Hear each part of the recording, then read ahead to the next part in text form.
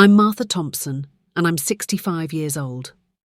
When I think about my life, it feels like I've lived as two different people. First, there was Marty, the one who smiled and laughed a lot. She was always with her husband, Kenneth, in a small house by a pretty lake. They were happy together there. Then there's the second Marty. This Marty lives by herself in a wooden house on Maple Street. It's very quiet in her house, and the quietness seems to get bigger and heavier as time passes. When Kenneth died, it felt like the very walls of the house were empty.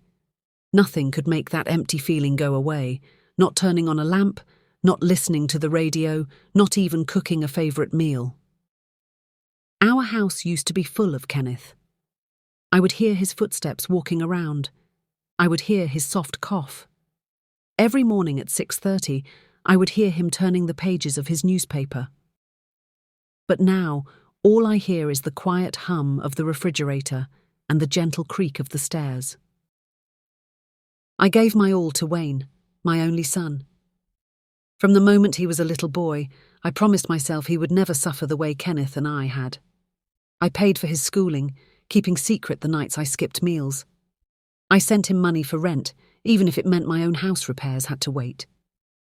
When he finished college, I sold our lakeside cabin. It was the place where Kenneth and I had carved our names into the wooden railing. I sold it so Wayne could buy his first home. I told myself it was worth it. He was my future. His happiness would be my happiness. When Wayne introduced me to Amy, I thought I was seeing a new, happy chapter begin. She was well-dressed, spoke beautifully, and paid attention to me. She asked about my cooking, laughed at my old stories, and even helped clear the table without being asked. For a while, I felt like I had a daughter. Holidays were filled with warm dinners. My home felt complete again, and I imagined Kenneth would have been proud. But slowly the warmth faded. Calls became shorter. Invitations were vague. Thanksgiving passed with an excuse about keeping things simple. Christmas brought news that they had booked a trip for just the two of them. I sent gifts with golden ribbons and careful handwriting, hoping my thoughtfulness could bridge the growing distance. Amy's voice changed from sweet to polite and distant. Her smile looked rehearsed, her words brief. I told myself not to get involved, not to be the mother who overstayed her welcome. Then came a Sunday afternoon video call. The sun was soft through my kitchen window that day. I had made tea, put on a nice blouse, and even turned on my best lamp because Wayne once said the shadows made me look tired. Wayne chatted for a bit about groceries and work, then stepped away for a phone call. Amy sat at the table and I stayed quiet, sipping my tea, hoping for a chance to connect with her. Her voice drifted in from just outside the screen. "I can't stand her. She just acts like she owns everything." My breath caught, and I froze. She walked back and forth, her shadow moving across the wall. Then she added, almost casually, that having me around was like having a second mother, and not in a good way. When Wayne came back, I smiled as if nothing had happened. I ended the call with loving words, even though my chest ached. Later that night, a message lit up my phone. "Mum, please call before you visit. It's better that way." No periods, no explanation, just those words. I read them again and again until the letters blurred. I didn't feel anger, but something heavier. Understanding. I was no longer welcome in my son's home, and I didn't know when or how it had happened. This realization hurt more than the quietness of Maple Street ever had. After Kenneth passed away, people assumed I had stepped away from the business we built together.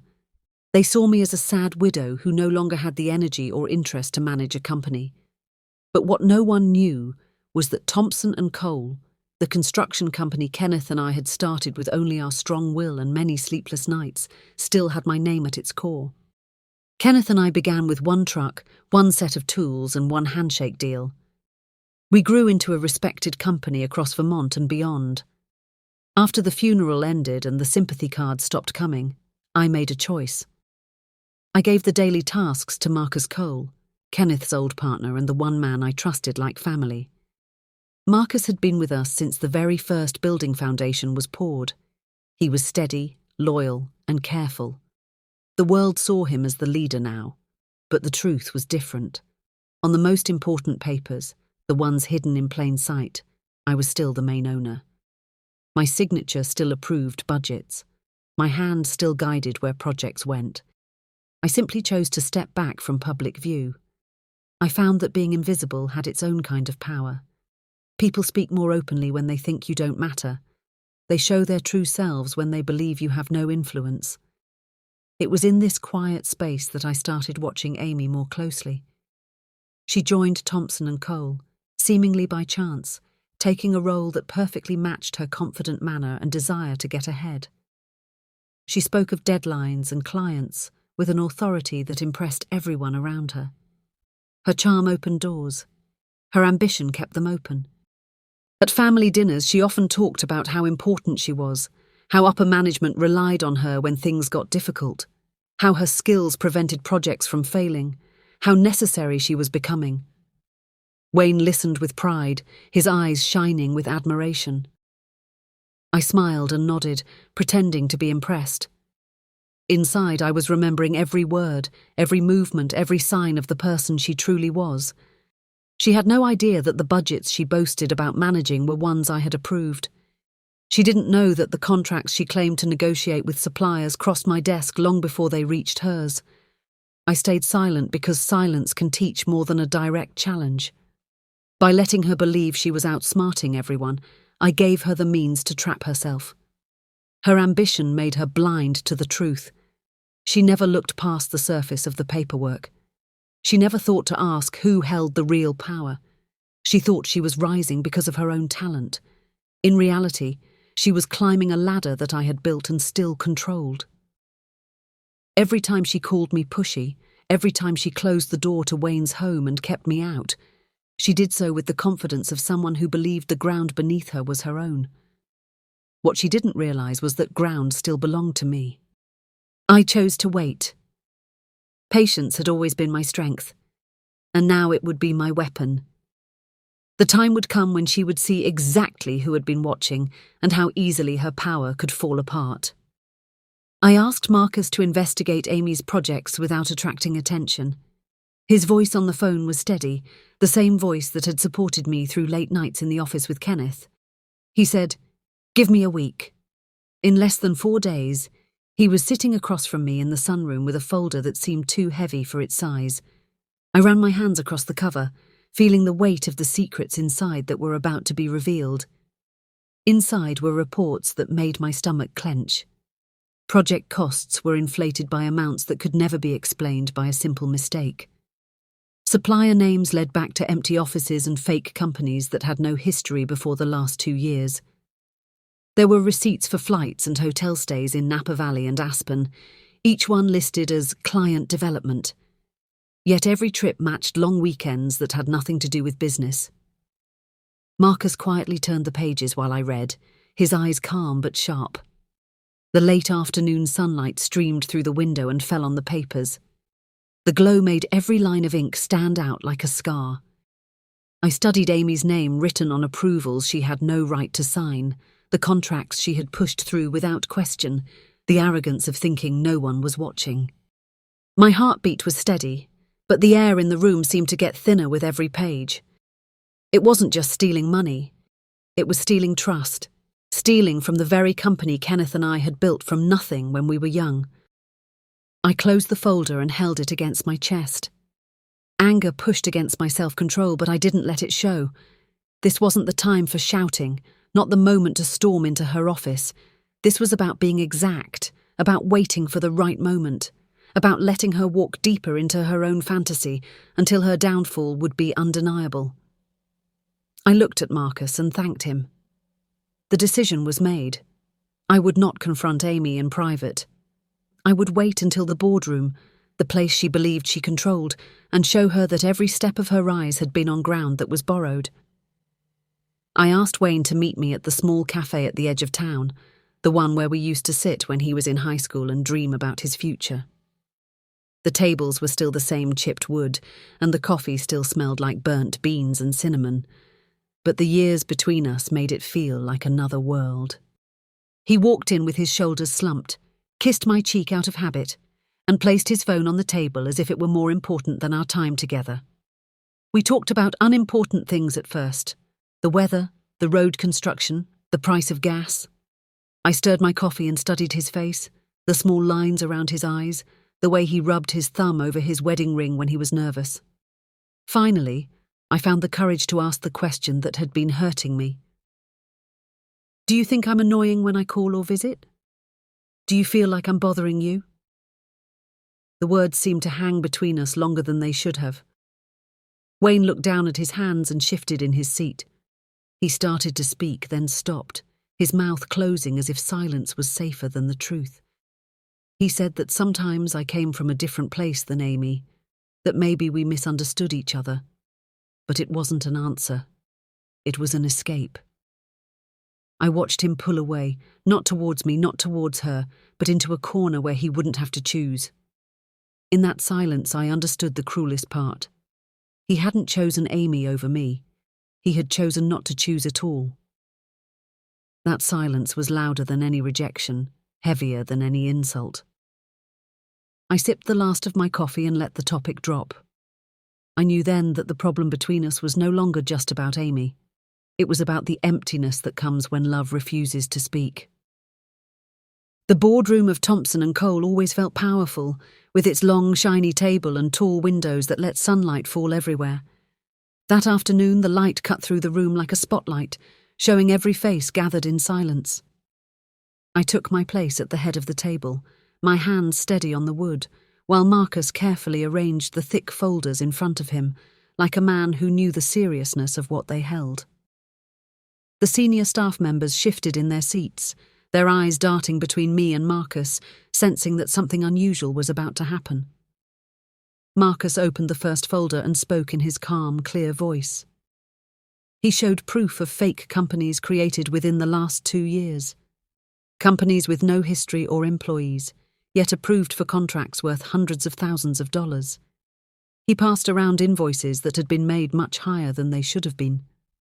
The papers moved down the table like a trail of fire. Next came the expense reports. They showed weekends in Napa Valley and Aspen listed as client meetings, but they were the same dates as long holidays. Each receipt had Amy's approval. The room grew quieter. The sound of rustling paper was replaced by the heavy stillness of understanding. Amy sat across from me, her chin held high, her face carefully controlled, but I saw the tension in her jaw. She leaned forward and said this was a misunderstanding, that the accusations were personal, that family problems were being brought into the company. Her voice held its usual confidence, but it didn't reach her eyes. She insisted I had no right to question her decisions. For a moment, the staff looked at me, unsure, caught between loyalty to their jobs and the power they thought Amy had. I slowly rose from my chair. The sunlight caught the edge of the table and stretched across the room.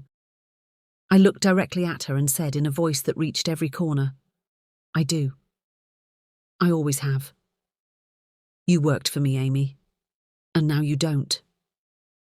The words settled like heavy stones in the air. The silence that followed was complete. Wayne sat to my left, his face pale, his mouth slightly open, as if he had forgotten how to speak. The staff stared between us, their shock clearly written on their still faces. Amy's calm look broke then, just for a second, enough to show the fear beneath her polished surface. She tried to pull herself together, but there was nothing left to say. Marcus closed the folder in front of him. No one moved. No one breathed. As Amy pushed her chair back, the sound of wood scraping against the floor echoed through the boardroom.